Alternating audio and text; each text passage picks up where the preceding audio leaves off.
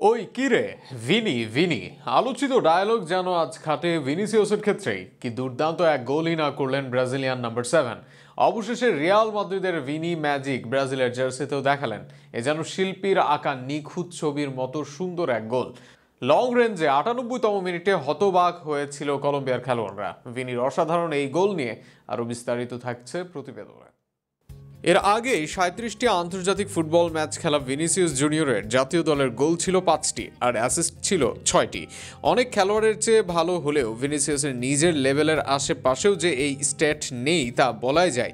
আজও তেমনটা যে আহামরি খেলেছিলেন শুরু থেকে ব্যাপারটা তেমনও নয়, কিন্তু খেলার ৯৮ মিনিট শেষে তিনি যা করলেন তাতে এক মুহূর্তে মনে হতে পারে রিয়াল মাদ্রিদের জার্সিতেই হয়তো আজ মাঠে নেমেছেন তিনি। রাফিনিয়ার কাছ থেকে বল পেয়েছিলেন বক্সের বেশ বাইরে, ভিনিকে বল দিয়ে সামনের দিকে পজিশন নিতে ছোটেন রাফিনিয়া, তবে তার আগেই দারুণ এক বুলেট শটে জালে বল জড়ান ভিনিসিয়াস জুনিয়র। ভিনির এই গোল যেন ব্রাজিল ভক্ত তথা ফুটবল ভক্তদের জন্য চোখের শান্তি।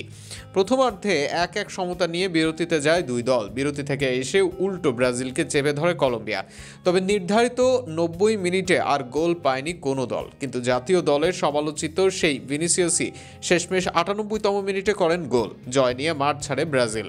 এর আগে খেলার ৬০তম মিনিটে এই ভিনিসিয়াসকে ফাউল করে বসেন এক কলম্বিয়ান খেলোয়াড়, আর তাতে পেনাল্টি পায় ব্রাজিল। আর পেনাল্টি শুট থেকে গোল করতে ভুল করেননি বার্সার হয়ে উঠতে থাকা রাফিনিয়া। তবে সেই আনন্দ মিলিয়ে যায় বিরতির আগে হ্যামেস রদ্রিগেজের অ্যাসিস্টে দিয়াজের গোলের পর।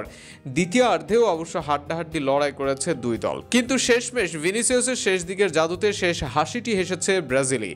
পুরো ম্যাচে এক গোলের পাশাপাশি এক পেনাল্টি আদায় করেছেন ভিনি, ৪বার ফাউল আদায় করেছেন, ৪বার করেছেন গ্রাউন্ড ডুয়েলস জয়। তাছাড়া ২টি অ্যাকুরেট কি পাস ও অন টার্গেটে ৪ শট ছিল এই ব্রাজিলিয়ান নাম্বার 7-এর। আর ওই সব মিলে তার সোফার স্কোর রেটিং ছিল ৮.২।